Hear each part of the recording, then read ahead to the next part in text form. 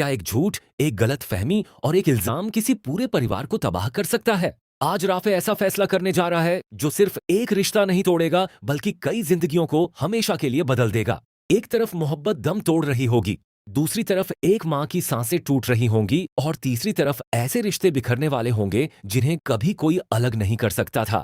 हामिद और शायरी जैसे ही हरीशा से मिलने के लिए उसके ससुराल पहुंचते हैं तो पूरे घर का माहौल अजीब सी खामोशी में डूबा हुआ होता है।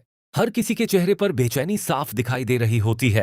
किसी की आंखों में आंसू हैं तो किसी के चेहरे पर गुस्सा। परीक्षा की धड़कनें तेज हो रही होती हैं क्योंकि उसे एहसास हो चुका होता है कि आज उसकी जिंदगी का सबसे बड़ा फैसला होने वाला है। राफे सबके सामने खड़ा होकर बेहद सख्त लहजे में कह देता है, अब हमारा रिश्ता ज्यादा देर तक नहीं चल सकता अरीशा। मैंने जो कुछ भी तुमसे कहा था आज भी उसी बात पर कायम हूं। तुम आज तक जन की मोहब्बत में पागल हो, तुम आज भी उससे राब्ता रखती हो और उसी से मोहब्बत करती हो। अरीशा की आंखों से आंसू बहने लगते हैं। वह कांपती हुई आवाज में कहती है, राफे खुदा के लिए मेरी बात सुन लो। तुम जो सोच रहे हो वैसा कुछ भी नहीं है। लेकिन राफे उसके एक भी शब्द पर यकीन करने के लिए तैयार नहीं होता। उसी वक्त आलिया आगे बढ़ती, वह बार बार राफे को समझाने की कोशिश करती है। राफे बेटा, ऐसा मत करो। गुस्से में लिया गया फैसला पूरी जिंदगी का पछतावा बन जाता है।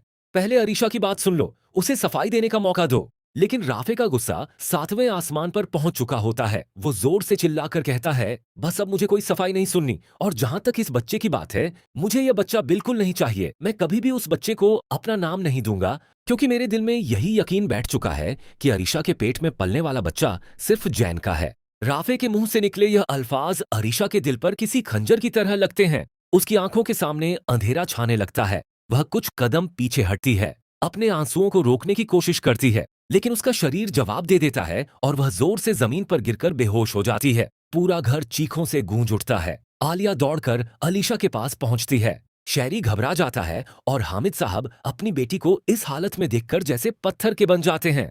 उनके पैरों में इतनी भी ताकत नहीं बचती कि ठीक से खड़े रह सके हैं। हामिद साहब कांपती हुई आवाज में कहते हैं, या अल्लाह, यह कैसा दिन दिखाया है तूने। मेरी बेटी के साथ इतना बड़ा इल्जाम, इतना बड़ा सच आखिर कैसे सामने आ गया। अगर मेरी बेटी गुनहगार नहीं है तो फिर उसकी जिंदगी क्यों उजाड़ी जा रही है। उनकी आंखों से आंसू लगातार बह रहे होते हैं। वह अरीशा का हाथ पकड़ते हैं और कहते हैं, बेटा अब बस, अब तुम इस घर में एक पल भी नहीं रहोगे। जहां तुम्हारी इज्जत नहीं, जहां तुम्हारी कदर नहीं, जहां तुम्हारी बात पर भरोसा नहीं किया जाता, वहां रहने का कोई मतलब नहीं। चलो अपने घर चलो। शहरी भी अरीशा को संभालता है। दोनों मिलकर उसे उठाते हैं और घर से बाहर ले जाने लगते हैं। अरीशा की आंखें आधी बंद होती हैं, लेकिन उसके आंसू अब भी उसके चेहरे पर बह रहे होते हैं। वह एक बार पलटकर राफे की तरफ देखती है, जैसे आखिरी बार उम्मीद कर रही हो कि शायद वह उसे रोक लेगा, मगर राफे अपनी जगह से हिलता तक नहीं। जैसे ही हामिद और शैली अरीशा को लेकर घर से निकलने लगते,